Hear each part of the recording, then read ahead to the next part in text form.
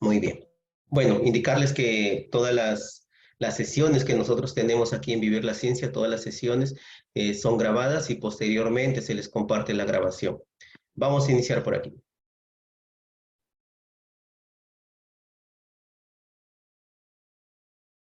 Muy bien, miren esta primera pregunta. Vamos a iniciar por acá. Dice, lea la siguiente situación y responda las preguntas 1, 2 y 3. Pregunta del examen de ascenso de escala de diciembre de 2021.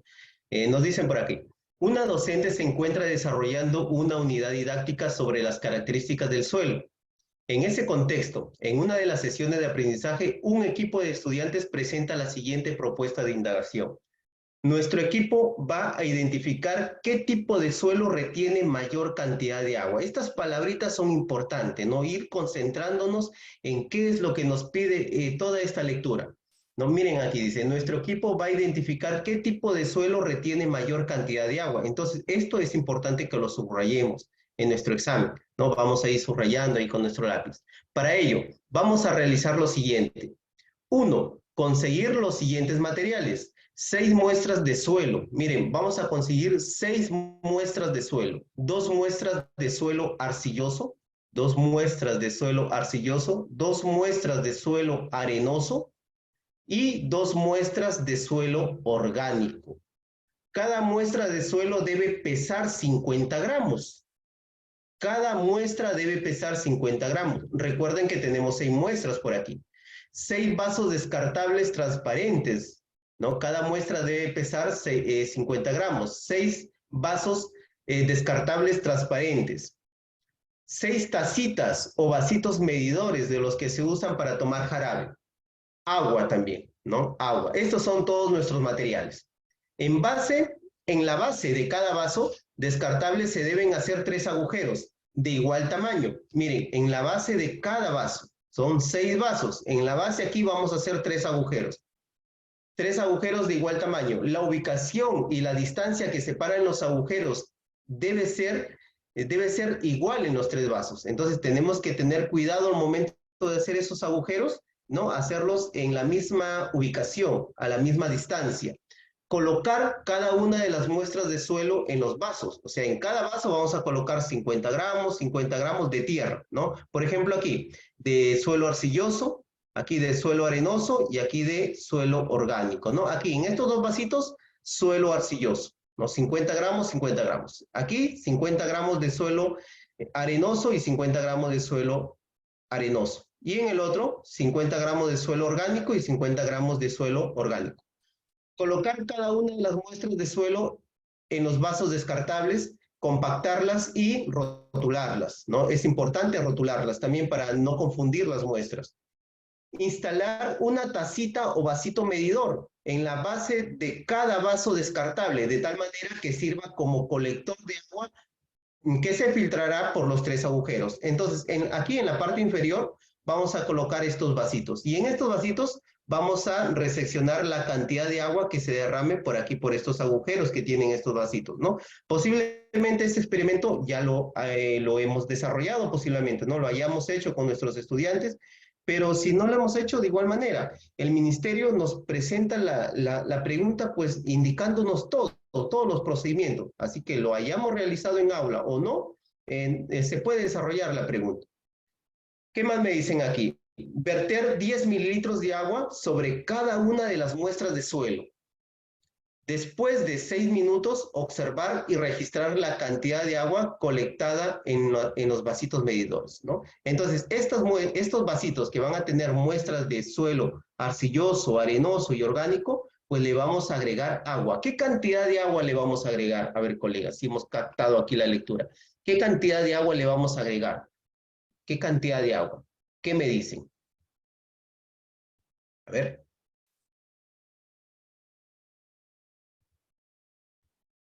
¿Qué cantidad de agua le vamos a agregar? Le vamos a agregar aquí 10 mililitros, ¿no? 10 mililitros le vamos a agregar. Entonces, aquí le agregamos 10 mililitros y va a empezar a filtrar por aquí el agua, ¿no? Va a empezar a filtrar después de un tiempo. Tengamos en cuenta esto, ¿no? Las características, miren, esta unidad didáctica trata sobre las características del suelo. Avanzamos por aquí. ¿Qué nos dice la pregunta? Dice, 1. ¿Cuál de las siguientes es la variable dependiente en la propuesta de indagación presentada por los estudiantes? ¿Cuál es la variable dependiente? ¿La masa de cada muestra de suelo empleada? ¿Será la masa, o sea, la tierra? Un momentito para cerrar aquí el... Un momentito. Ya, seguimos por aquí.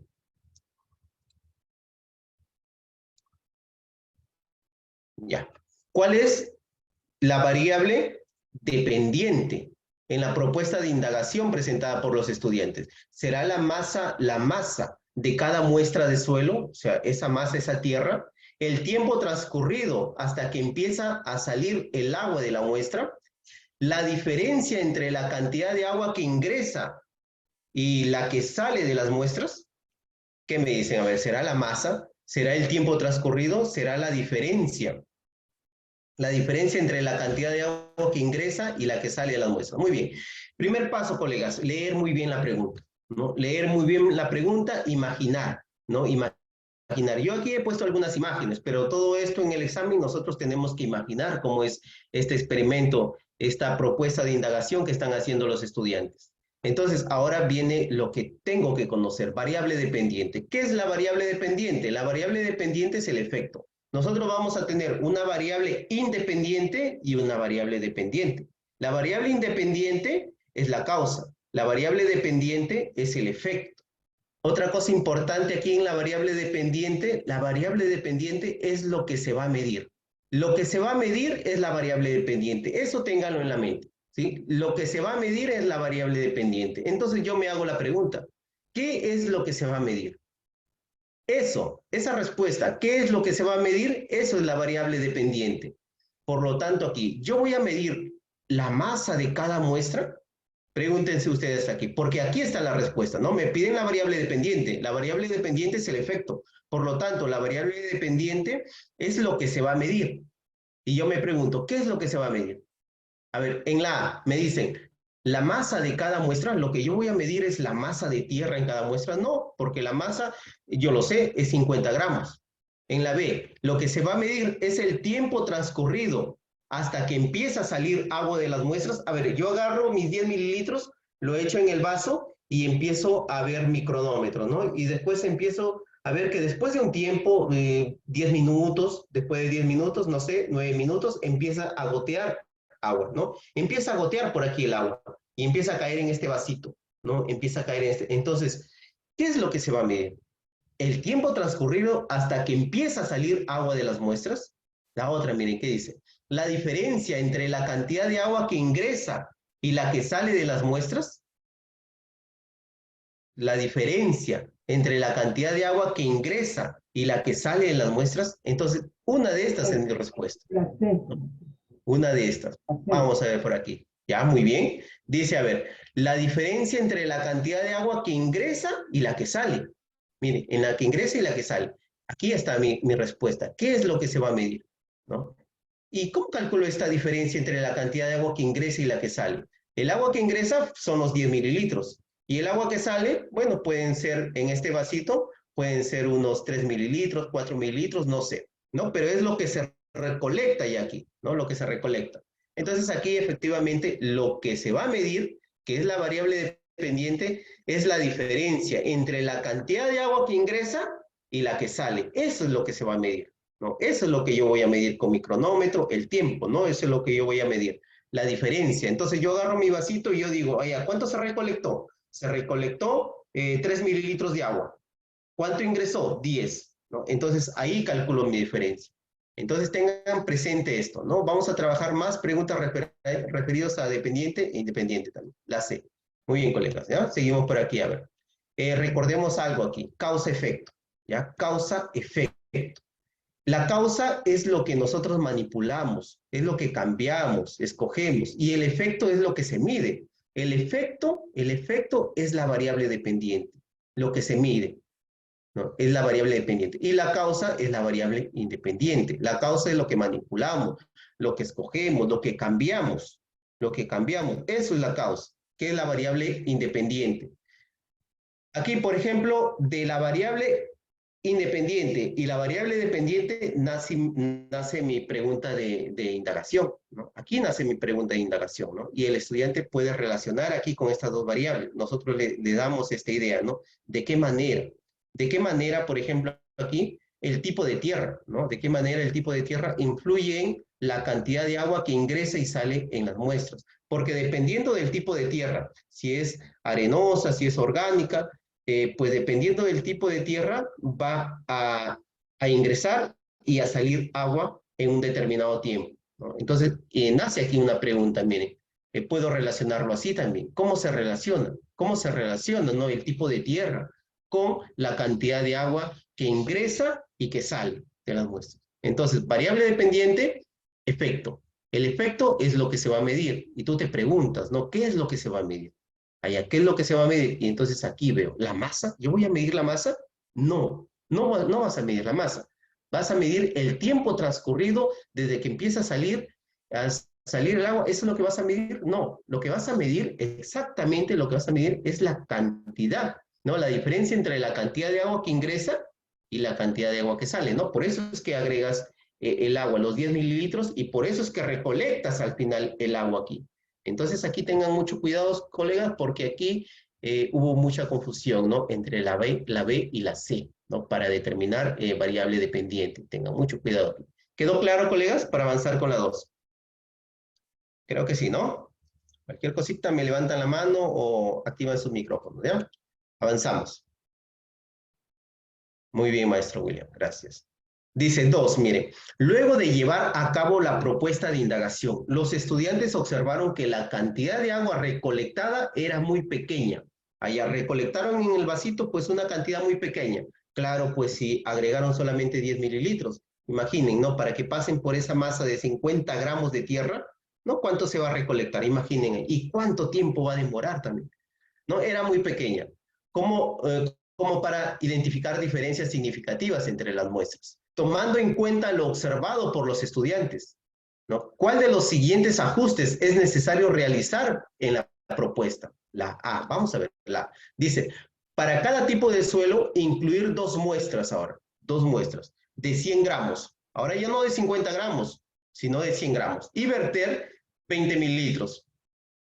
Ya no 10 mililitros, sino 20 mililitros. Pero si se dan cuenta aquí en la A, ¿no? En la A, miren, dos muestras de 100 gramos, me dice, ¿no? Dos muestras de 100 gramos y 20 mililitros de agua. Pero si se dan cuenta, se relaciona mucho con lo que yo he trabajado inicialmente. ¿Qué es lo que yo he estado trabajando inicialmente? Muestras de 50 gramos y 10 mililitros.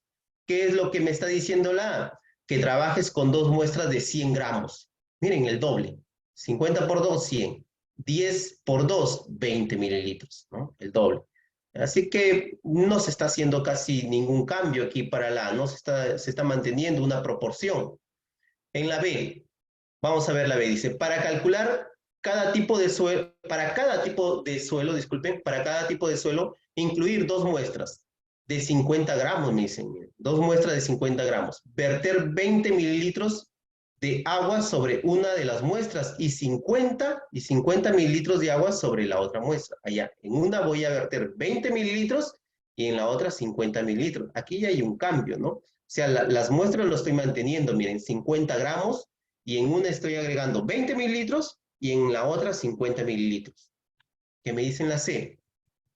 La C me dicen dos muestras de 150 gramos ahora, 150 gramos. En una de ellas será la muestra control. Verter 30 mililitros de agua sobre la muestra. 30 mililitros de agua sobre la muestra. ¿Qué me dicen, colegas? Aquí, ¿cuál sería la respuesta para ustedes de este análisis que hemos hecho? A ver, pueden utilizar el chat por ahí.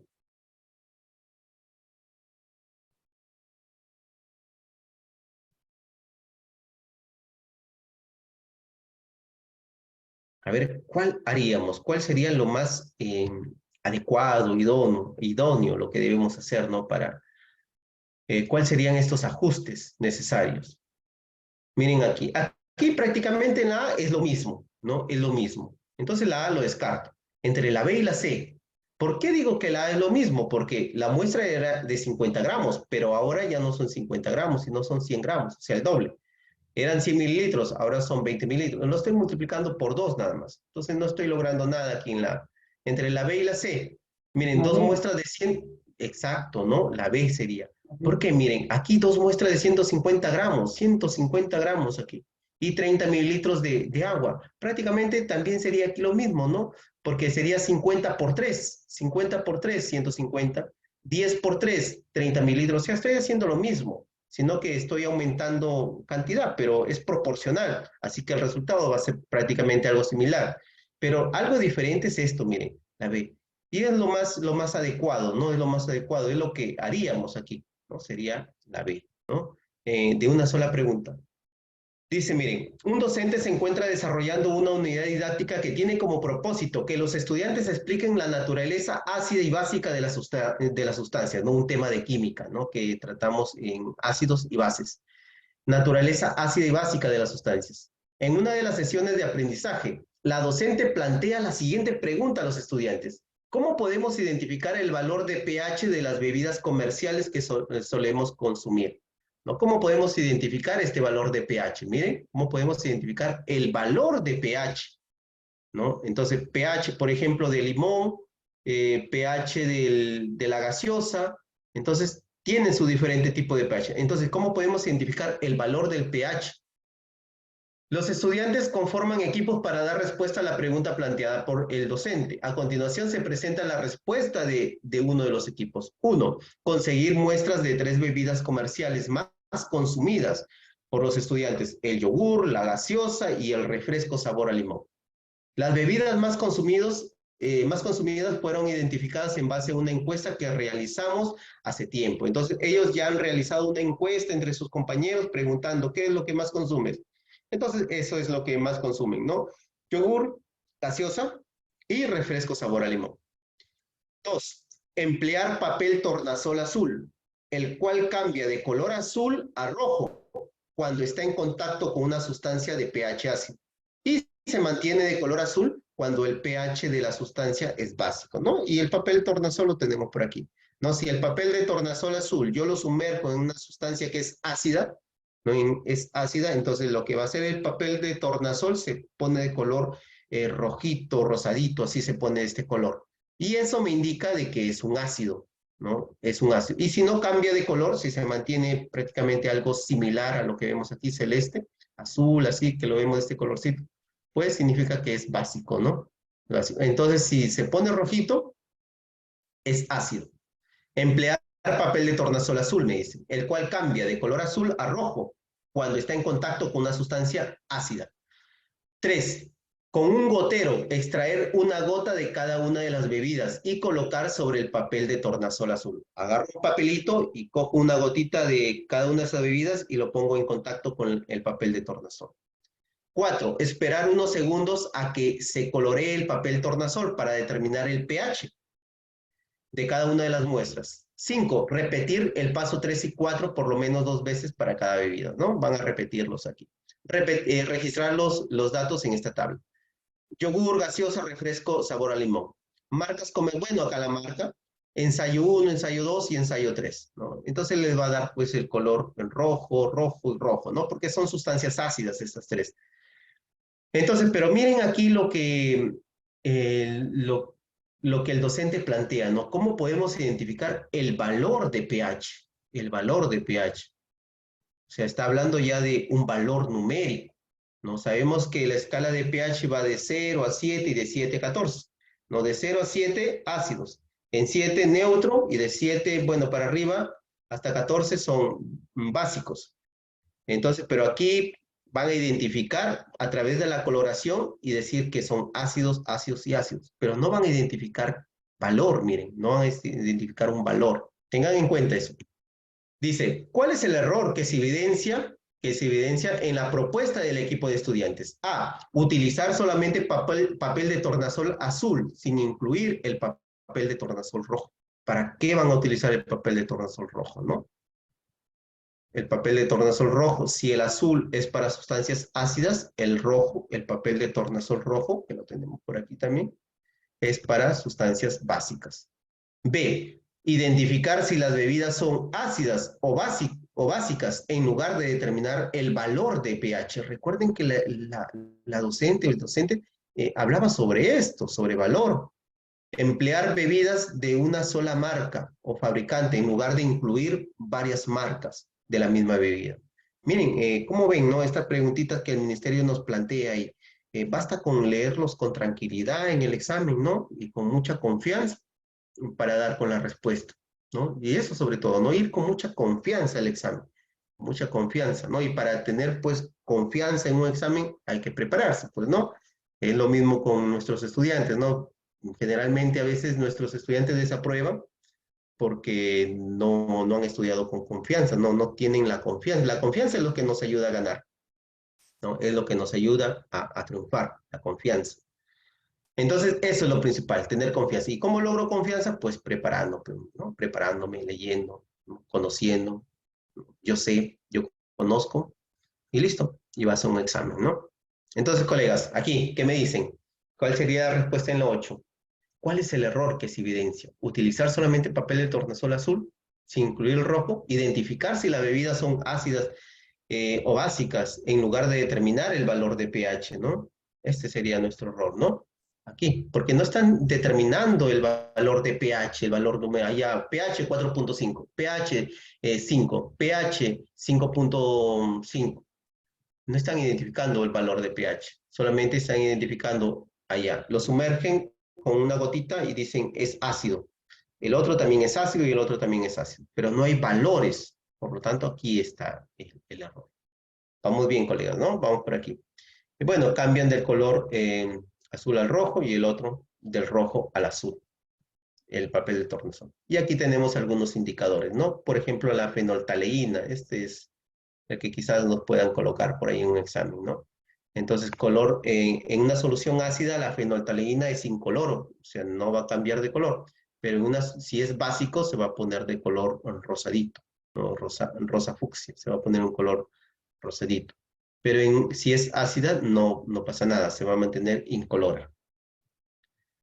9. Como parte del trabajo en equipo, una estudiante comenta lo siguiente: he visto un video en el que se usa esencia líquida de maíz morado como indicador casero de pH, miren, esencia líquida de maíz morado como indicador casero de pH. En el video agregan igual cantidad de esta esencia en cada una de las muestras y se observa que el color de las muestras cambia, presentando diversas tonalidades de color morado. Luego se compara estas tonalidades con una tabla que indica los intervalos de pH que corresponden a cada tonalidad, ¿no? A lo que se refiere la estudiante es esto, ¿no? Este es el video que ella ha visto, ¿no? Utilizando el maíz morado, extrayéndolo, ese color moradito, ¿no? Lo utilizamos como indicador. Entonces, lo sumergimos ahí en las soluciones y vamos a ver pues que adquieren diversas tonalidades y podemos tener una escala, porque tenemos esta escala en internet se puede encontrar, pero aquí ya lo tienen, ¿no? Entonces, estas son las escalas para los colores que se tornan todas estas sustancias, ¿no? Por ejemplo, en el jugo de limón se tornaría, por ejemplo, un color de esto, ¿no? Entonces diríamos tiene un pH aproximado de 6, ¿no? Si el más oscurito, un pH de 7, más rojito así, un pH de 4. Entonces ya me ayuda esto, ¿no? Me ayuda a identificar al menos, me ayuda a acercarme un poco al valor numérico de pH. pH 6, 4, ¿no? Un pH de 1, de 3, me ayuda. Entonces la estudiante propone realizar el procedimiento que vio en el video, en lugar de utilizar el papel de tornasol azul. Ella propone esto. ¿Por qué se debe tomar en cuenta la propuesta del estudiante? Porque se podría utilizar mayor cantidad de indicador de pH. Porque el indicador de pH y las muestras serían productos alimenticios. Porque permitiría diferenciar con mayor exactitud el pH de las muestras. Bien, colegas, a ver. Y mi respuesta, bueno, sería, a ver, tenemos respuesta por aquí, por ahí, por favor, interactuando por el chat. Muy bien, la C, ¿no? La C. Miren, ahí está, ¿no? Miren, todas estas preguntas, ¿no? Repasando estas preguntas de los exámenes de ascenso, de nombramiento también, ¿no? No por el hecho de que me presento solamente al ascenso, ya no reviso ninguna pregunta de nombramiento, ¿no? Las preguntas de nombramiento también hay que revisarlas muy bien y sobre todo manejarlas muy bien, entenderlas muy bien, ¿no? Entenderlas. Y eso nos va a ayudar mucho para nuestros siguientes exámenes, ¿no? De esa manera hemos trabajado antes del examen de nombramiento con los maestros que se presentaron a ese examen en diciembre y hemos revisado también las preguntas tanto de nombramiento y de ascenso. Miren, y se han repetido algunas preguntas, ¿no? Se han repetido. Y muchos de los maestros dirían, ¿por qué no revisé bien ese examen, no? Vamos por aquí. Eh, tenemos aquí la 10 y la 11, ¿no? 10 y 11 dice, un docente se encuentra desarrollando una unidad didáctica que tiene como propósito describir las propiedades físicas de la materia. En este contexto está llevando a cabo, con los estudiantes la siguiente actividad. 1. Frente a los estudiantes coloca igual cantidad de agua potable en 2 recipientes transparentes. Ya, eso lo vamos imaginando, ¿no? O lo podemos ir dibujando también en nuestro examen. Hay mucho espacio en el examen, entonces vamos dibujándolo ahí para no olvidarlo, ¿no? Frente a los estudiantes, coloca igual cantidad de agua potable en 2 recipientes transparentes. Disuelve completamente una cantidad determinada de sal de cocina en uno de los recipientes. Coloca un limón en el recipiente con agua sin sal de cocina y solicita a los estudiantes que describan lo que observan. Los estudiantes mencionan que el limón se hunde en el recipiente, allá, en el recipiente que tiene agua sin sal, coloca un limón y el limón se hunde. Después de ello, el docente retira el limón del primer recipiente, lo retira, lo seca y lo coloca en el recipiente que contiene agua con sal. Ahora, lo coloco en el recipiente que tiene agua con sal. Luego solicita nuevamente a los estudiantes que describan lo que observan. Los estudiantes comentan que el limón flota. Ahora, en el agua con sal, el limón flota. Flota en este recipiente. Luego de realizar la actividad, los estudiantes dialogan al respecto. A continuación se presenta el comentario de Ana, una estudiante. Dice, cuando el limón está en agua con sal de cocina, tiene el mismo tamaño. Dice. Miren lo que dice Ana, ¿no? Cuando el limón está en agua con sal de cocina, tiene el mismo tamaño, pero menor densidad, ¿no? Miren, conoce sobre densidad esta estudiante, ¿no? Porque me dice, el limón tiene menor densidad, ¿no? Como lo ve en la parte superior, en agua con sal, lo ve al limón en la parte superior, ella dice, el limón tiene menor densidad, ¿no? Y por eso se va arriba. Bueno, es lo que está diciendo Ana, pero conoce algo sobre densidad, ¿no? Pero menor densidad que cuando está en agua sin sal. El docente tiene como propósito atender el error evidenciado en el comentario del estudiante. ¿Cuál de las siguientes actividades debería proponer? Repetir la experiencia con limones de diferentes tamaños. Repetir la experiencia utilizando el doble de la cantidad de sal de cocina. Repetir la experiencia asegurándose de identificar la masa de limón antes y después de colocarlo en los recipientes, ¿no? Identificamos la masa de limón antes y después de colocarlo en el recipiente, ¿no? Entonces aquí en este procedimiento vamos a repetir todo esto, ¿no? Le vamos a decir al estudiante, pero cuando retiramos el limón vamos a pesarlo, ¿no? Y antes de introducirlo también vamos a pesar su masa. Y de esa manera, pues la estudiante Ana va a ver que el limón, pues su masa se va a mantener, ¿no? Se va a mantener. Entonces aquí, ¿qué me dicen, colegas? ¿Cuál sería la respuesta? Repetir la experiencia con limones de diferentes tamaños. Imaginen, yo tengo un limón pequeñito y como esos limones que veía allá en San Bernardino, en San Pablo, unos limones grandazos, le traigo un limón de eso. Y eso me ayudaría, ¿no? Me ayudaría a que el estudiante se pueda dar cuenta, ¿no? Más bien la confundiría un poquito más, ¿no? Sería repetir la experiencia asegurándose de identificar la masa de limón antes y después de colocarlo. Miren, ¿por qué? Dice aquí, luego de realizar la actividad, los estudiantes dialogan al respecto. A continuación se presenta el comentario de Ana. Dice, cuando el limón está en agua con sal de cocina, tiene el mismo tamaño, pero menor densidad que cuando está en agua sin sal. ¿no? Entonces, ella piensa que va a variar la densidad de limón, va a variar la masa de limón, porque sabemos que densidad es masa sobre volumen, ¿no? Es masa sobre volumen. El volumen del limón no va a cambiar, ¿no? Va a ser igual el volumen del limón. Pero ella está pensando que la masa varía, ¿no? La masa varía porque me está hablando que cambia la densidad del limón. Y en realidad el limón no cambia su densidad. Quien cambia la densidad es el agua que no tiene sal. Y el agua que tiene sal, pues al agregarle sal, pues aumentamos la concentración de soluto, ¿no?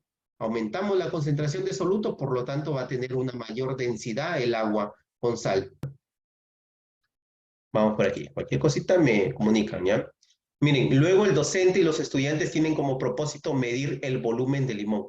Ah, ahora vamos a medir el volumen del limón, ¿no? De tres instrumentos de medición en los que puede caber el limón. Dice una balanza, a ver, para medir el volumen del limón, ¿no? Acá está nuestro limón, ¿no? Una balanza, una probeta y un vaso de precipitado, ¿no? Un error de más o menos 0,1 en la balanza.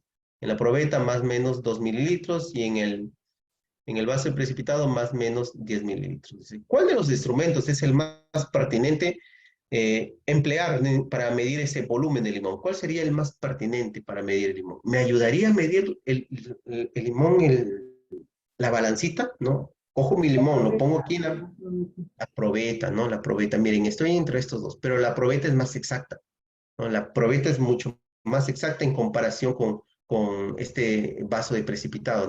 ¿Qué me dicen por aquí? Preguntas 12 y 13. Una docente se encuentra desarrollando una unidad didáctica sobre las propiedades de los metales, ¿no? Como les digo, algunas cositas importantes vamos subrayándolo en nuestro examen. Con nuestro lápiz lo subrayamos. Propiedades de los metales. Como parte de esta unidad, presenta a los estudiantes un video de un experimento en el que se muestra la velocidad de la reacción, nuestro tema que vamos a tratar el día de mañana, ¿no? Cinética química. Vamos a trabajar este tema, velocidad de reacción de algunos metales. A continuación se describe el video observado, ¿no? Lo que ven en el video, dice. Se muestra 4 tubos de ensayo.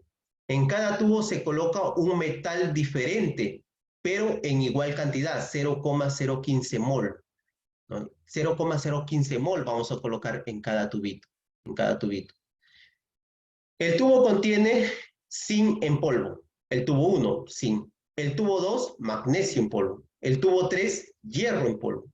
Y el tubo 4, cobre en polvo. Allá. Entonces voy a colocar, miren, voy a colocar ahí, en ese tubito de ensayo, zinc en polvo, magnesio, hierro y cobre, ¿no? Y tú dirás, ¿y cómo voy a pesar 0,015 mol? ¿Qué balanza me pesa en moles? No tenemos balanzas que nos pesen en moles. Por eso es que está el tema de cálculo químico, ¿no? Pero como ustedes se dan cuenta, estas preguntas del examen de nombramiento y de ascenso no nos llevan a los cálculos, ¿no? No nos llevan a los cálculos como nos llevan quizás los exámenes de admisión o las preguntas de los exámenes de admisión. No nos llevan a los cálculos matemáticos. Pero nos preguntamos, ¿no? ¿Cómo voy a pesar 0,015 mol de magnesio, 0,015 mol de hierro? Conozco el hierro, pero ¿cómo voy a pesar 0,015 mol? ¿No? Y esto lo vemos en cálculo químico, ¿no? En cálculo químico lo trabajamos, y ya lo hemos trabajado y con los colegas que tenemos aquí en la sala, y si se puede transformar. Muy bien, ahora 2, dice, en cada uno de los tubos de ensayo se agrega 10 mililitros de solución de ácido clorhídrico 6 molar. Ah, ya, ahora voy a agregar 10 mililitros de ácido clorhídrico 6 molar en cada uno de los tubos. Esto se hace simultáneamente, al mismo tiempo, ¿no? Agrego en todos, ¿no? Con ayuda de otros alumnos, ¿no? Agregamos los 10 mililitros al mismo tiempo. Aquí, en los 4 tubitos. Conforme avanza el tiempo, se observa que al interior de cada uno de los tubos de ensayo se desprenden burbujas, empieza la reacción, ¿no? El zinc empieza a reaccionar con el ácido, el magnesio con el ácido. A medida que los metales en polvo se consumen por completo. Sin embargo, este proceso ocurre a velocidades distintas para cada tubo. La velocidad de reacción de los metales en orden decreciente, es la siguiente. Magnesio, arriba, es el más veloz. Zinc, hierro, y el menos veloz, el más lento, el cobre. Miren, el cobre, ya me dan aquí la descripción.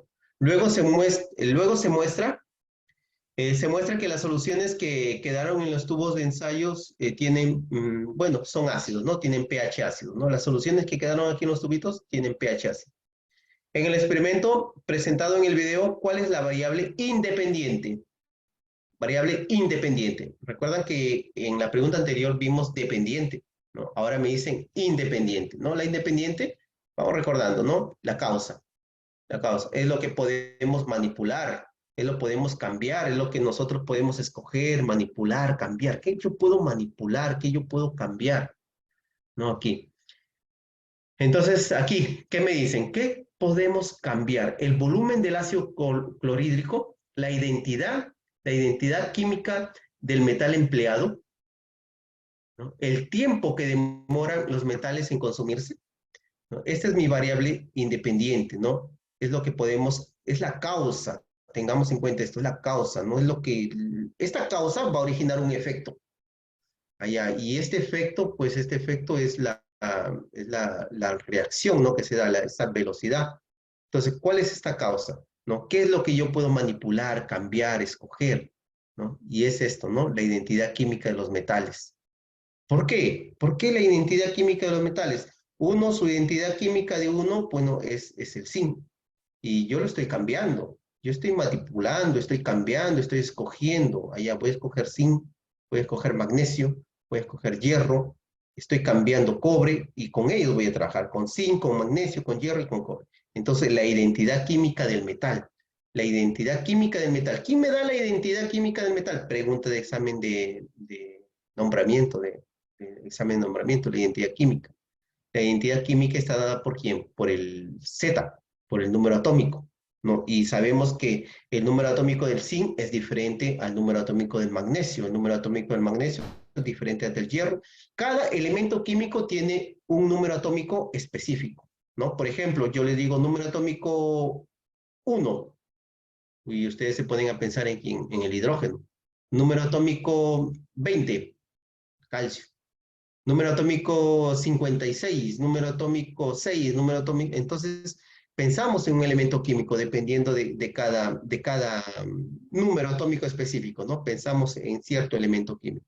Entonces, variable independiente, la causa, es lo que podemos manipular, cambiar, escoger, ¿no? Entonces sería esto, miren. Esta variable independiente es la identidad química del metal empleado. Esa es mi variable independiente. ¿Colegas? Aquí ampliamos un poquito más. El experimento presentado en el video, ¿cuál es la variable independiente? ¿No? Miren, aquí está.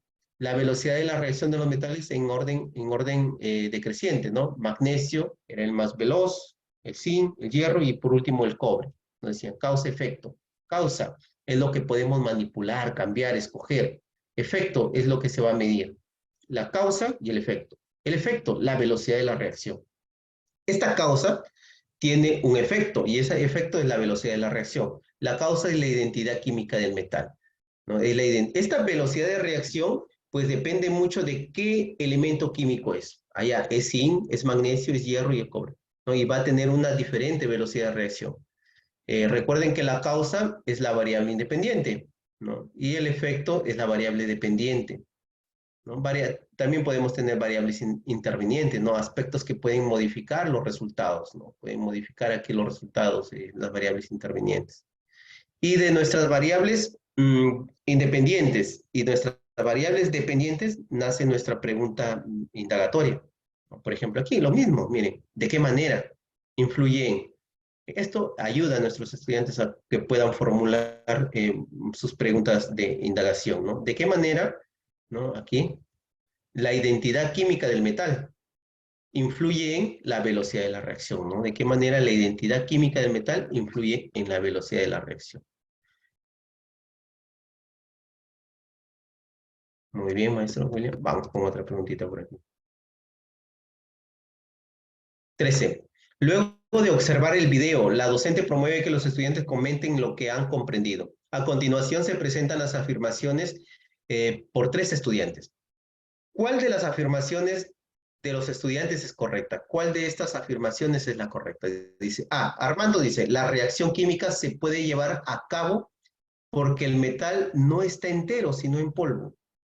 Miren lo que dice Armando, ¿no? Porque el metal no está entero, sino en polvo. Pero así esté en polvo, esté entero, esté en 4 mitades, 3 mitades, en tiras, como esté, va a haber una reacción química, ¿no? Bianca dice, el metal es el reactivo que determina el final de la reacción química, porque disminuye en cantidad hasta consumirse. Miren esa respuesta que me da Bianca, ¿no? El metal es el reactivo que determina el final de la reacción química, ¿no? Miren, por ejemplo, aquí tenemos un metal, ¿no? Imaginen que es, sí, bueno, empieza a reaccionar ahí con el zinc, zinc con el ácido clorhídrico.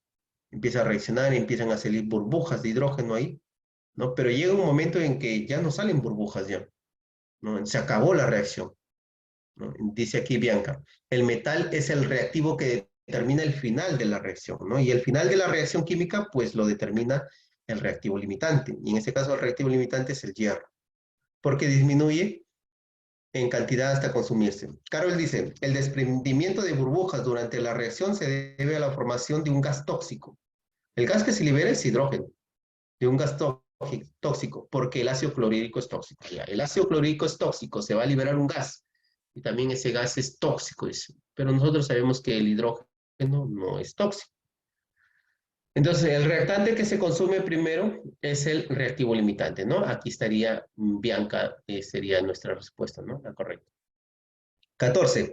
Un docente se encuentra desarrollando una unidad didáctica sobre la acción del calor en los cuerpos, como parte de esta unidad. Realiza la siguiente actividad con los estudiantes. Dice, 1. Muestra a los estudiantes 2 velas y 2 globos iguales. 2 velas y 2 globos iguales. Luego, infla el primer globo hasta un tamaño medio. Muy bien, lo infla. Ni muy grande ni muy pequeño. Infla el segundo globo del mismo tamaño, pero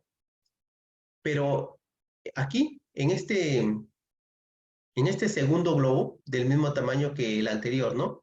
Pero antes de cerrarlo, dice, introduce 100 mililitros de agua. Allá, en un globo lo infla de aire nada más y lo amarra. Y en el otro globo lo infla también, pero introduce 100 mililitros de agua. O sea, introduce agua en el globo, ¿no?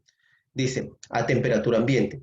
Agua a temperatura ambiente. Cierra este globo procurando que mantenga el tamaño del primer globo, ¿no? Procuramos de que los dos globos sean del mismo tamaño. A continuación, enciende las 2 velas y antes de acercar ambos globos a la llama de las velas, pregunta a los estudiantes, ¿qué creen que pasará cuando acerque los globos a la llama de las velas? ¿No? ¿Qué pasará? ¿No? Una que tiene aire y el otro que tiene agua. ¿Habrá alguna diferencia entre ellos? ¿No? Eso les pregunta antes de colocarlo en el fuego. Adrián, uno de los estudiantes, comenta lo siguiente. Los globos de plástico se revientan cuando se acercan a una vela. No importa de que estén llenos. Yo los he visto en una fiesta de cumpleaños. Ni bien se acercan a los globos, a las velas de las tortas, estos inmediatamente revientan. ¿No? Él, es su experiencia que él ha tenido un cumpleaños, ¿no? Que ve que los globos se acercan y se revientan. ¿Cuál es el error que se evidencia en el comentario del estudiante? Creer que los globos llenos con agua revientan al ser expuestos al calor de una vela. Creer que el calor proporcionado por las velas es suficiente para generar algún cambio en los globos. Creer que las sustancias contenidas en los globos presentan el mismo comportamiento frente al calor. ¿Qué me dicen? ¿Cuál sería el error que presenta aquí el estudiante? Bueno, yo le estoy presentando aquí un globo con agua, aquí contiene aquí una sustancia, ¿no? Una sustancia, y el otro contiene una sustancia diferente, que es aire nada más, ¿no? Entonces, aquí, pero el estudiante, su respuesta es que los dos globos se revientan. No importa de que estén llenos, puede estar lleno de alcohol, de agua, de aire, igual se revienta, dice el estudiante, ¿no? ¿Cuál es el error, Miss? No sabemos que está en error el estudiante. ¿Cuál es el error que se evidencia en el comentario del estudiante? ¿Qué me dicen, colegas? ¿Cuál sería nuestra respuesta aquí? A ver, piensen un ratito.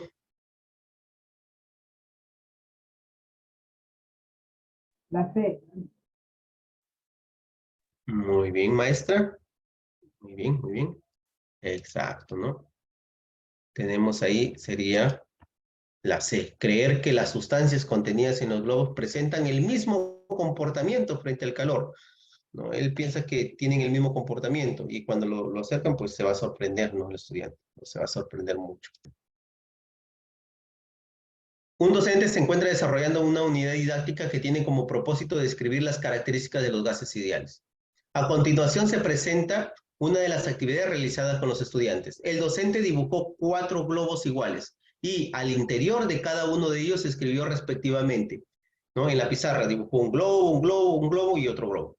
Y escribió respectivamente 0,1 mol de metano, 0,1 mol de oxígeno, 0,1 mol de dióxido de carbono y 0,1 mol de dióxido de azufre.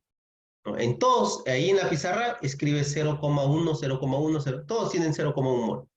Luego planteó la siguiente pregunta a los estudiantes. ¿Cómo es la presión? ¿No? Porque hay una presión ahí, ¿no? Los globos están infladitos, ¿no? Infladitos de metano, el otro está infladito de oxígeno, el otro está inflado de CO2 y el otro está inflado de dióxido de azufre, SO2. Están infladitos ahí. Entonces hay una presión, dice acá. Luego planteó la siguiente pregunta. ¿Cómo es la presión que ejerce cada uno de estos gases sobre el globo que los contiene? ¿No? ¿Cómo es la presión de ese gas sobre el globo? Manuel, uno de los estudiantes, respondió lo siguiente. Los gases contenidos en los globos tienen igual cantidad de moléculas. A ver, los gases contenidos en el globo tienen igual cantidad de moléculas. A ver, miren, me amplía un poquito más la respuesta que de Manuel, ¿no? ¿Y será verdad esto lo que me dice Manuel? ¿No? Los gases contenidos en cada globo tendrá igual cantidad de moléculas. Miren, cada globo, si cada globo tiene 0,1 mol de metano, el otro 0,1 mol de oxígeno, el otro 0,1 mol de CO2 y el otro 0,1 mol de dióxido de azufre. O sea, todos tienen 0,1, 0,1, 0,1 mol. Si todos tienen la misma cantidad de mol, por lo tanto van a tener la misma cantidad de moléculas. Entonces, aquí es correcto. Los gases contienen en los globos, los gases contenidos en los globos tienen igual cantidad de moléculas. Eso es correcto. ¿Por qué? Porque tienen la misma cantidad de mol. Y al tener la misma cantidad de mol, pues van a tener la misma cantidad de moléculas. Luego, pero diferente masa molar. Pero diferente masa molar. Y sí, miren, es verdad, tienen diferente masa molar, ¿no? ¿Por qué? Una masa molar aquí en el metano va a ser, miren, por ejemplo, el carbono, 12, aquí 4, ¿no? Porque el hidrógeno es 1 por 4, 4, más 12, 16 aquí en el metano. Masa 16. En el oxígeno, 16 por 2, 32 de más. Aquí en el oxígeno, 32 de más. Aquí en el CO2, oxígeno 16 por 2, más el carbono 12, 44 de más. Y el SO2 también va a tener diferente. Entonces tienen diferente. Miren qué buena respuesta que me está dando aquí Manuel. Los gases contenidos en los globos tienen igual cantidad de moléculas, pero diferente masa molar.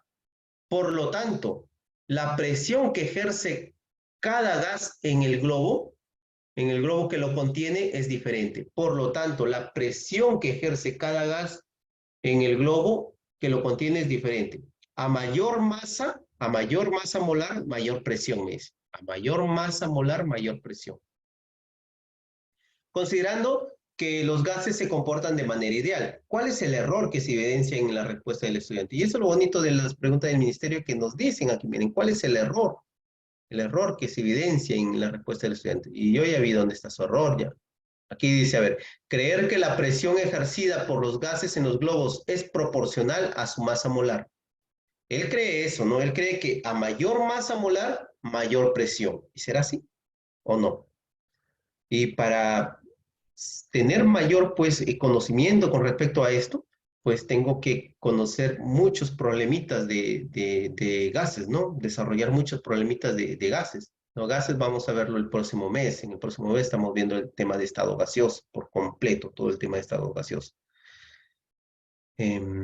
Dice por aquí, miren, creer que la presión ejercida por los gases en los globos es proporcional a su masa molar. B, creer que las sustancias contenidas en los globos tienen diferente masa molar. Esto es un error, ¿no? La B, creer que las sustancias contenidas en los globos tienen diferente masa molar. Esto no es un error, porque eso es verdad, ¿no? Cada globo tiene, un globo tiene CH4, tiene metano, por lo tanto tiene una masa que ya lo hemos visto. El oxígeno tiene una masa de 32. Aquí una masa de 16. 16, aquí 32, aquí 44. Entonces, la B, creer que las sustancias contenidas en los globos tienen diferente masa molar, esto no es mentira, no es un error, esto es verdad. La C, creer que todos los globos contienen la misma cantidad de moléculas de gas. Creer que todos los globos contienen la misma cantidad de moléculas de gas, eso no es un error tampoco, eso es algo cierto.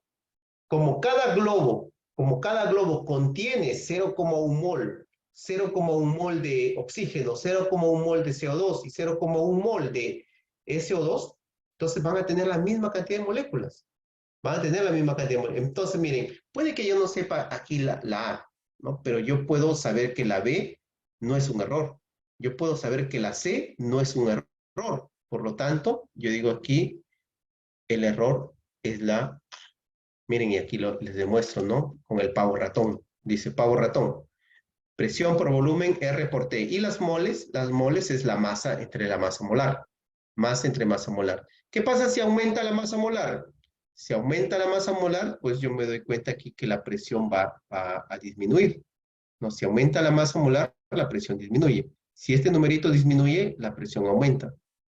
Pero aquí el estudiante cree que es directamente proporcional. Si aumenta la masa, aumenta la presión. Y es al revés, más bien, miren. Es al revés. ¿Y cómo lo deduzco esto? Por la fórmula del pavo ratón, ¿no? Con presión, volumen, RTN. No, un temita que vamos a ver más adelante por completo ya. Pero como se dan cuenta, ¿no? Para las preguntas también del examen de nombramiento, de ascenso, pues esos conocimientos de cinética química, cálculo químico, estequiometría, reacciones químicas, enlaces químicos, en materia, ¿no? Eso es conocer sobre esos temas, ¿no? Y centrarme en desarrollar muchos problemitas con respecto a ese tema, al tema, pues nos ayuda a tener más confianza para un examen, nos ayuda, ¿no? A veces por X motivo, pues nos dejamos por ahí de esas preguntitas, pero siempre tenemos que ir revisándolas también, ¿no? Y por eso justamente se creó este grupo de Vivir la Ciencia. Miren aquí, tenemos 0,1 mol de CH4, 0, ahí está, dibujado en la pizarra. Miren, esto es lo que dibujó el profesor en la pizarra. Luego planteó la siguiente pregunta: ¿cómo es la presión que ejerce cada uno de estos gases sobre los globos que lo contienen, ¿no? ¿Cómo es la presión? Ahí está nuestro pavo ratón, R, nuestra constante universal de los gases, R, 0,082 atmósferas por litro sobre Kelvin por mol. La presión es la misma, ¿no? ¿Cómo es la presión? Es la misma. ¿Por qué? ¿Cómo puedo deducir que la presión es la misma? Aquí pues, pavo ratón. Despejo todo esto. R es una constante, no va a cambiar. R no va a cambiar, ¿no? ¿R aquí cambia? No. R es la misma para todos. La temperatura es la misma para todos, la misma temperatura ambiente, ¿no? Es la misma. Las moles aquí, las moles, no cambian las moles. ¿Por qué? Porque cada globo tiene 0,1 mol, el otro 0,1 mol, el otro 0,1 mol, el otro 0,1 mol. Las moles no cambian, ¿no? El volumen tampoco cambia aquí, ¿no? El mismo volumen, el mismo dibujo, dice, ¿no? Todos los globos igualitos los tenía que dibujar el profesor. El volumen no cambia. Entonces, si no cambia R, no cambia T, no cambia N, no cambia el volumen, entonces la presión va a ser la misma. La presión es la misma para todos, te va a dar la misma presión en todos. Manuel, uno de los estudiantes respondió lo siguiente, ¿no? Entonces aquí ya sabemos que es la A. A ver aquí. Dice, los gases contenidos... A ver, vamos viendo por aquí con respecto a las moléculas, ¿no? Los gases contenidos en los globos tienen igual cantidad de moléculas, lo que les decía, que tienen igual cantidad, pero diferente masa molar. Miren, por ejemplo, una mol de CH4 contiene 6,022 por 10 a la 23 moléculas. Una mol de oxígeno contiene 6,022 por 10 a la 23 moléculas. Una mol de CO2 contiene esto que está de celeste. Una mol de CO2 contiene esto. Una mol de ozono, una mol contiene esto. Pero aquí no me dicen una mol, me dicen 0,1 mol, no 0,1. Se puede calcular, ¿no? Se puede calcular de esta manera. Ahí calculas cuántas moléculas hay en 0,1 mol. Si yo quisiera saber numéricamente cuántas moléculas hay en cada globito, lo puedo calcular, ¿no? Y ahí salen las moléculas, miren. Ahí matemáticamente calculo las moléculas, ¿no? Con el número, claro, utilizo el número de Avogadro. Ahí está, miren la molécula. Entonces yo ya sé cuántas moléculas hay en cada globito. Es la misma, va a ser la misma cantidad. ¿Por qué? Porque todos son 0,1 mol. Y esto de arriba se repite para los 4. Eso de aquí de arriba se repite para los 4, ya sea CH4, ya sea oxígeno, ya sea CO2, ya sea ozono, ya sea SO2. ¿Qué más me dicen por aquí? Miren, dice, una mol de CH4 contiene 16 gramos, pero 0,1 mol gramo contiene, ¿cuánto va a contener? En gramos, multiplican acá y dividen entre 1, me va a quedar 1,6 gramos, miren. Entonces, aquí en el metano, aquí hay 1,6 gramos.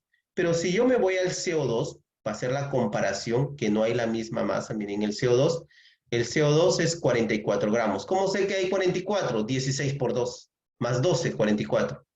Pero es 0,1 mol de CO2. ¿No? ¿Cuánto sería aquí? Miren cuánto me da. Multiplico aquí 44 por 0,1 y lo divido entre 1. ¿Cuánto me da? 4. Ahí se dan cuenta, miren. Se dan cuenta que en realidad uno va a tener 1,6 gramos y el otro va a tener 4,4 gramos. Profesor, pero todos tienen 0,1 mol, 0,1 mol, 0,1 mol, 0,1 mol. ¿Cómo es posible que cambien sus masas si tienen la misma mol? Aquí lo estamos demostrando. Cambian las masas, ¿no?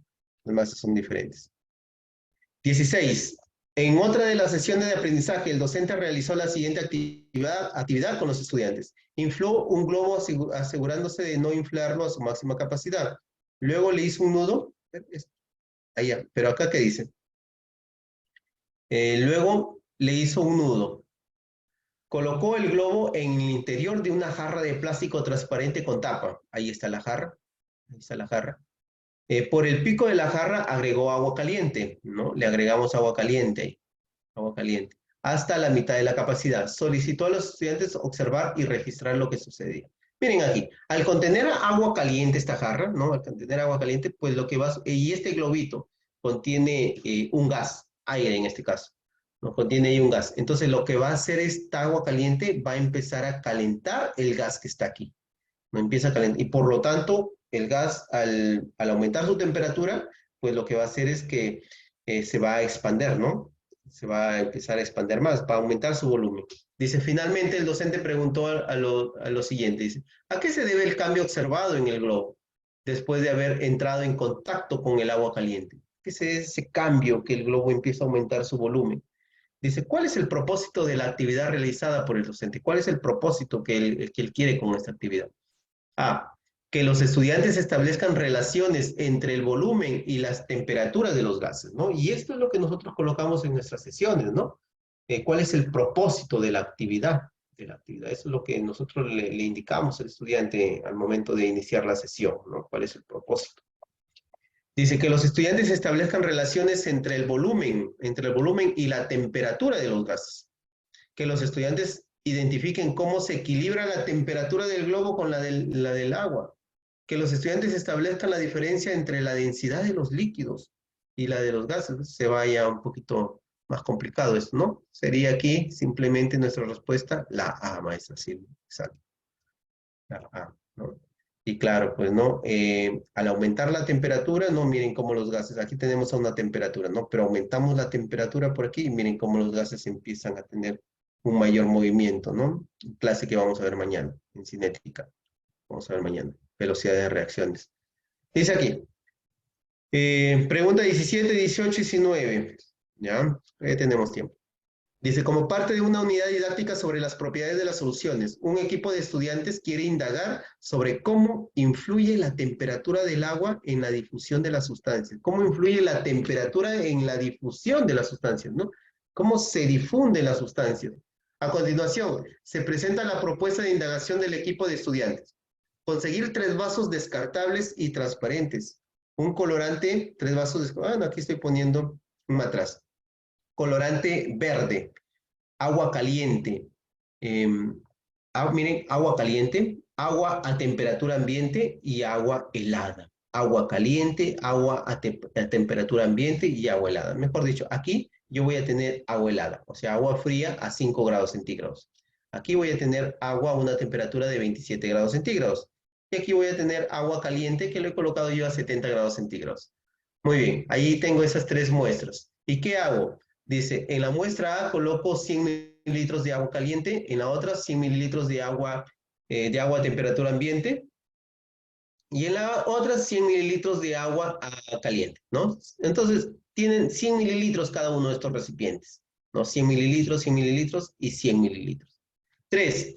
Agrego simultáneamente, o sea, al mismo tiempo, ¿no? Con la ayuda de otros estudiantes, simultáneamente empezamos a colocar las gotitas, ¿no? Del colorante verde en cada una de las muestras. Observar y registrar lo que sucede. Medir el tiempo que tardan las soluciones en colorearse de verde uniformemente. Bueno, aquí estoy utilizando este color rojo, ¿no? Pero miren qué es lo que sucede, ¿no? En el agua fría, en el agua a temperatura ambiente y en el agua caliente, ¿no? Miren, en el agua caliente aquí, ¿no? Después de 20 segundos, ¿no? Ya los agregué al mismo tiempo. Y después de 20 segundos nada más, miren lo que sucede. Este es el agua fría, este es el temperatura ambiente y este es agua caliente, miren. Donde existe una mayor difusión, ¿no? Ahí lo vemos, donde existe una mayor difusión. Y sucede pues en el agua, en el agua caliente, ¿no? En el agua caliente hay una mayor difusión. Vemos por aquí a ver qué nos piden. Pero ya vamos teniendo una idea de lo que nos dice aquí la pregunta. Dice, Susana, una de las integrantes del equipo, comenta lo siguiente. En caso de que no consigamos agua helada, miren, y caliente, solo prepararíamos 2 muestras con la misma cantidad de agua a temperatura ambiente. O sea, ella quiere trabajar con esto nada más, con temperatura ambiente, en caso no consiga el otro. Y 3 gotas de colorante en cada una de las muestras. Utilizaríamos una cucharita de metal para agitar la muestra preparada. ¿Qué variable propone modificar la estudiante? ¿Qué variable quiere modificar la estudiante aquí? ¿No? Y aquí me hablan nuevamente de nuestras variables. Ahí tenemos temperaturas. Este es el concepto de la difusión. La difusión es el desplazamiento de las moléculas de una sustancia de una zona de mayor concentración a una zona de menor concentración. Por eso empieza la difusión, bueno, aquí de esta sustancia, que es el colorante. Variable independiente, vemos por aquí variable dependiente. Aquí me dicen qué variable propone modificar la estudiante. Entonces sabemos que la variable independiente es lo que manipulamos, cambiamos, escogemos. Y la variable dependiente es lo que se mide. La variable aquí independiente es la causa y la variable dependiente es el efecto, ¿no? Entonces aquí me dicen, ¿qué variable propone modificar la estudiante? ¿No? Desde el momento que me dicen modificar, cambiar, manipular, aquí, ¿qué variable propone modificar, manipular, cambiar? Es la variable independiente. Dice 20. Como parte de una sesión de aprendizaje sobre la comprensión de la noción de cantidad de sustancias, un docente plantea la siguiente pregunta a los estudiantes. Comprensión de cantidad de sustancias, tema de cálculo químico, ¿no? Tema de cálculo químico, ya lo hemos visto, este tema ya. ¿Qué sustancia contiene mayor número de moléculas? ¿10 gramos de metano o 10 gramos de dióxido de carbono? A ver, yo tengo metano 10 gramos, tengo 10 gramos de dióxido de carbono. 10 gramos, 10 gramos. ¿Qué sustancia contiene mayor número de moléculas? ¿Qué sustancia contiene mayor número de moléculas? Cualquiera diría, si hay 10 gramos, tienen el mismo número de moléculas, diría cualquier alumno, ¿no? Pero vamos viendo por aquí, mire. Dice, a continuación se presenta la respuesta de un estudiante. 10 gramos de sustancia, ¿no? ¿Y qué me coloca aquí? Una mol de sustancia, 1 gramo de sustancia. Está haciendo una proporción aquí, ¿no? Y muchas veces el estudiante, por ejemplo, él dice, no, 10 gramos de metano y 10 gramos de dióxido de carbono. ¿Cuál de ellas tiene mayor número de moléculas? 10 gramos, tiene la misma cantidad. Y él empieza a hacer su respuesta, el alumno empieza a hacer su respuesta en base a su idea ya. Y él lo acomoda y ve cómo hace, pone aquí una mol, pone 1 gramo, lo acomoda. Total que él quiere que le salga eso, ¿no? Que tiene igual número, ¿no? Entonces miren aquí, una mol de sustancia es equivalente a 1 gramo de sustancia, está colocando aquí, ¿no? Y esto es un error, porque una mol, por ejemplo, una mol de agua son 18 gramos de agua. Una mol de CO2 son 44 gramos de CO2. Una mol de oxígeno son 32 gramos de oxígeno. Entonces cambia, yo no puedo colocar una mol de sustancia o 1 gramo de sustancia, no puedo colocar eso, es un error. Aquí, una mol de sustancia tiene 6,022 por 10 a la 23 moléculas, esto es correcto. Una mol de agua tiene 6,022 por 10 a la 23 moléculas de agua. Una mol de metano tiene 6,022 por 10 a la 23 moléculas de metano. Una mol de CO2 tiene 6,022 por 10 a la 23 moléculas de CO2. Esto es correcto. Aquí está su error. La proporción aquí. Dice, como el metano y el dióxido de carbono tienen la misma masa de 10 gramos, entonces ambos tienen también la misma cantidad de moléculas, ¿no? Y él lo acomodó su respuesta para que le salga la misma cantidad de moléculas. Y aquí está su error. ¿Cuál es el ajuste que debe realizar el estudiante en su procedimiento? A, debe cambiar las unidades que emplea en los cálculos realizados. ¿Debe cambiar las unidades? Mol, gramo, moléculas, mol. No debe cambiar las unidades. Mol, gramos, moléculas, mol. No debe cambiar las unidades. Debe cambiar la equivalencia que establece entre un mol de sustancia y la masa en gramos de sustancia, un mol de sustancia y la masa en gramos de sustancia. C. Debe cambiar la equivalencia que establece entre un mol de sustancia y la cantidad de moléculas de sustancia. Un mol de sustancia y la cantidad de moléculas no debe cambiar, es correcto esto, la C es correcto, la A es correcto. Entonces aquí sería la B, ¿no? Pero vamos viendo por aquí, miren, 10 gramos de sustancia, ¿no? Imaginemos 10 gramos de metano, 10 gramos de metano, estoy imaginando yo, ¿no? Yo digo por acá, una mol de metano tiene 16 gramos de metano. A ver, carbono 12 más 4, 16, ahí está. Entonces miren lo que hace el estudiante, ¿no? Una mol de sustancia, aquí tiene que ver con la sustancia. Si la sustancia es metano es 16. Si la sustancia es CO2, si la sustancia es CO2, tendría que ser la masa del CO2, ¿no? El CO2 44 sería, si aquí es CO2 sería 44. Y luego por esto es correcto. Eso es correcto, ahí está, ¿no? Aquí está el error del estudiante. Ahí. La B, ¿no, colegas? La B. Un docente se encuentra desarrollando una unidad didáctica sobre las relaciones cuantitativas en las reacciones químicas. Ah, ya, este tema es estequiometría. A continuación se presenta una de las actividades realizadas en una de las sesiones de aprendizaje de esta unidad. 1. Comenta a los estudiantes lo siguiente. El hidrógeno es uno de los combustibles alternativos más importantes e inocuos. Uno de los métodos para obtener gas hidrógeno consiste en hacer reaccionar algunos metales, como el zinc, con ácido clorhídrico. Eso es verdad. Esta es la reacción química a nivel industrial para obtener hidrógeno, ¿no? Se hace esta reacción química. Luego, presenta la ecuación de la reacción química entre el zinc y el ácido clorhídrico, así como las masas molares. Miren, te dan aquí las masas, ¿no? La masa del zinc, 65 gramos sobre mol. HCl, 36,5. ¿No? Dicloruro aquí de zinc, 136. Hidrógeno, 2 gramos por mol. Entonces me dan la masa, ¿no? Ahora me dice 21. La docente pregunta a los estudiantes lo siguiente. ¿Cuántos moles de ácido clorhídrico se necesitan para producir 20 moles de gas hidrógeno? Miren, esto pregunta. ¿Cuántos moles de ácido clorhídrico se necesitan para producir 20 moles de gas hidrógeno? Sabiendo que se cuenta con la cantidad suficiente de zinc. Hay la cantidad suficiente, y eso es bueno. Hay la cantidad suficiente de zinc para que se produzcan 20 moles aquí. A continuación se muestra la respuesta de Carla, una estudiante. ¿Qué me dice Carla? No puedo saberlo, porque el ácido clorhídrico es un reactante, ¿no? A ver, vamos aquí con esta reacción.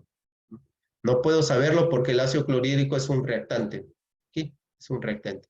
En una reacción química puedo determinar la cantidad de producto, aquí, de producto, a partir de la cantidad. O sea, lo que quiere Carla es que le den la cantidad de reactante. O sea, aquí le doy 15 moles, 20 moles y ella me puede calcular aquí. No, ella trabaja así, de acá para acá, pero no al revés, miren. No lo trabaja al revés. Quizás desarrolló problemitas así, ¿no? Hacia acá, dándole datos aquí. Entonces dicen, pero no al revés. Es decir, no es posible determinar la cantidad de un reactante a partir de un producto. Dice, ¿cuál de los siguientes grupos de preguntas es pertinente que plantee la docente para que la estudiante reflexione sobre su error? A. ¿Cuál es la masa molar del ácido clorhídrico? ¿Cuál es la masa molar de la... Entonces, ¿cuál es la proporción entre la masa molar del ácido clorhídrico y el gas hidrógeno? Miren, vean aquí que estamos hablando de moles, no estamos hablando de masas, no estamos hablando de gramos. Hablar de masa es hablar de gramos. Por lo tanto, no estamos hablando de eso. En la B, ¿cuánta masa, nuevamente, miren, cuánta masa hay en 20 moles de gas hidrógeno? ¿No? ¿Cuánta masa hay en 20 moles de gas hidrógeno? Y va a ayudar eso. No le va a ayudar en nada. ¿Dónde está el error de la estudiante? No, ella cree que no se puede desarrollar esto de esa manera, ¿no? ¿Cuántas moles de HCl? A partir de 20 moles de hidrógeno ella cree que no se puede.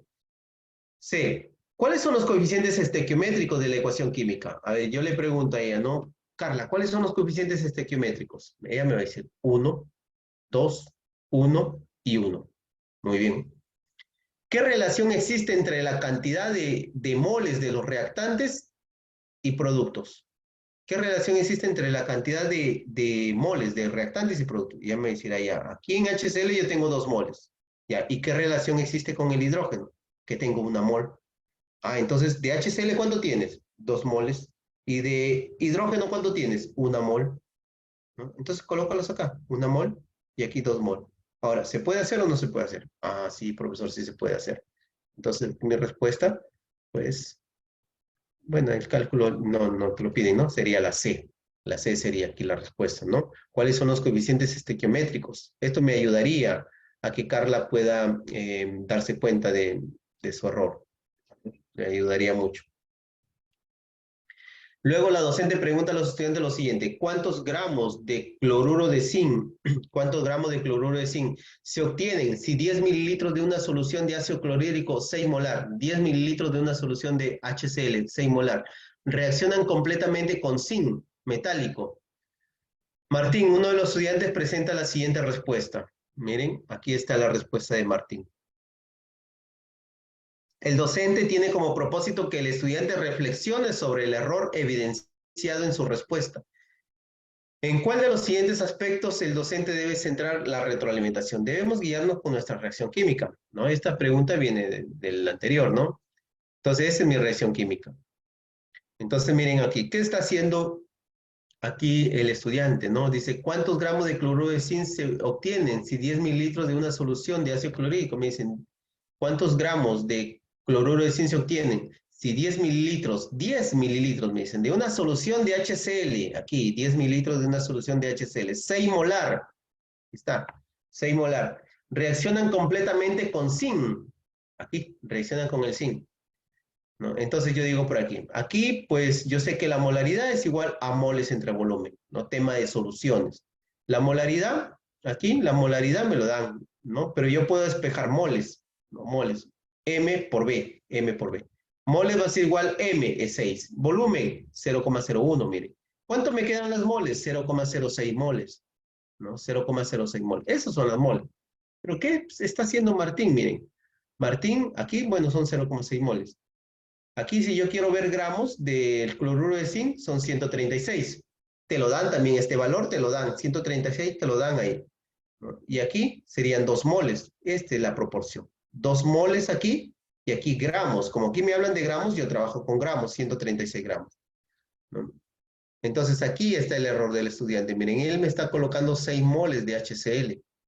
6 moles me está colocando. No debe colocar esto. Él debe colocar aquí 0,06 moles. Porque eso es lo que yo tengo. ¿Pero por qué me coloca 6 moles de HCl? Porque él se está basando en esto, en 6 molar. O sea, él se está basando en que 6 molar es 6 mol sobre litro. 6 mol sobre litro, ¿no? Pero me está colocando acá 6 mol. 6 mol de HCl. Se está olvidando de litro. De litro se está olvidando aquí, porque aquí debe colocarlo así, ¿no? Algo así. 6 mol sobre litro, pero el litro son 1000 mililitros. Esto es 6 molar. Ahora, 1 mol y 2 mol de HCl. Eso es correcto, ¿no? ¿De dónde saco este valor? De aquí. 2 mol de HCl, miren este 2. 2 mol de HCl y 1 mol de cloruro de zinc. Entonces, esta proporción es correcta. ¿Y esta proporción de dónde lo saco? También de la... Bueno, de aquí del 1 mol de cloruro de zinc tiene 136 gramos. O sea, cloro 35,5 por 2 más el zinc me sale 136. Pero este valor ya te lo dan te lo dan en el mismo problema, ¿no? Y de esa manera calculo, ¿no? Se va aquí y se va mol, se va esto, mol, y se va esto también, ¿no? Se va. Y me queda, miren, justamente lo que me piden, ¿no? Lo que me pide la mesa. ¿Cuántos gramos de cloruro de zinc? Ahí está, ¿no? Me va a salir la respuesta. Entonces aquí, sería en la determinación de moles de HCl. Él está empleando una determinación de moles incorrecta. 6 moles me está empleando. Es algo incorrecto. Me debe colocar 0,06 mol si quiere hacerlo bien. O hacerlo de esta manera como lo hemos hecho aquí al frente. ¿No? Y ahí multiplicaríamos, ¿no? Y esa sería la respuesta. 4,08 sería la respuesta. ¿Sí, colegas? A ver. ¿Vamos bien hasta aquí? ¿Me comentan? Ingeniero, disculpe. ¿Podría usted repetir, por favor, esta parte? Por favor. Ya, a ver, vamos repitiendo por aquí. Aquí nada más, miren. Aquí, esta partita aquí me ayuda mucho. Aquí, miren. 6 mol de HCl. Aquí, el estudiante me coloca 6 mol de HCl. Pero en realidad lo que debe colocar el estudiante aquí es esto, 6 molar. ¿Pero qué es 6 molar? 6 molar es 6 mol sobre litro. Y el litro son 1000 mililitros. El litro son 1000 mililitros. Muy bien, ya coloqué esto. Ahora, establezco aquí mi relación. 1 mol de cloruro de zinc con 2 mol de HCl. ¿De dónde saco esto? Aquí. 2 mol de HCl, 2 mol de HCl con 1 mol de cloruro de zinc. Establezco aquí mi relación. Y aquí, 1 mol de cloruro de zinc tiene 136 gramos de cloruro de zinc. ¿Por qué hago esto? Porque yo tengo que llegar a gramos. Porque esto me piden cuántos gramos de cloruro de zinc. Entonces establezco aquí. ¿Por qué coloco 1 mol aquí abajo? Porque yo tengo que simplificar mol con mol. Tengo que simplificar. Y aquí simplifico, miren. Miren, por ejemplo, aquí mol de HCl con mol de HCl se va. Mol de cloruro de zinc, mol de cloruro de zinc con mol de cloruro de zinc se va. ¿Y qué te queda? Te queda gramos por aquí, ¿no? Te queda gramos. Miren, acá hay mililitros. Falta multiplicarlo por ¿quién? Por 10 mililitros, ¿no? Porque yo tengo acá 10 mililitros. Multiplicamos por mililitros con mililitros, se van. Y ahora sí, ¿no? Se van los mililitros. Multiplico 6 por 136, ¿no? Por 10, entre 2000, ¿no? Entre 2000. ¿Cuánto me queda? 4,08 gramos. Ahí me queda. ¿Quedó claro? Sí, ¿no? Sí, ingeniero, gracias. Muy bien, vamos por aquí entonces. 23. Finalmente, la docente plantea la siguiente situación a los estudiantes. Si se tiene 100 moles de ácido clorhídrico, ¿cuántos gramos de cloruro de zinc se pueden obtener a partir de ellos? Si yo tengo ahora 100 moles de ácido clorhídrico, acá está, 100 moles de ácido clorhídrico, ¿cuántos gramos de cloruro de zinc se pueden obtener? Entonces, esto es lo que me piden. Calcular los gramos de cloruro de zinc que yo puedo obtener. Arturo, uno de los estudiantes, presenta la siguiente respuesta. Partimos de acá, de nuestra reacción química, ¿no? Esto es estequiometría. En estequiometría trabajas con tu reacción química. No puedes dejarlo tu reacción química.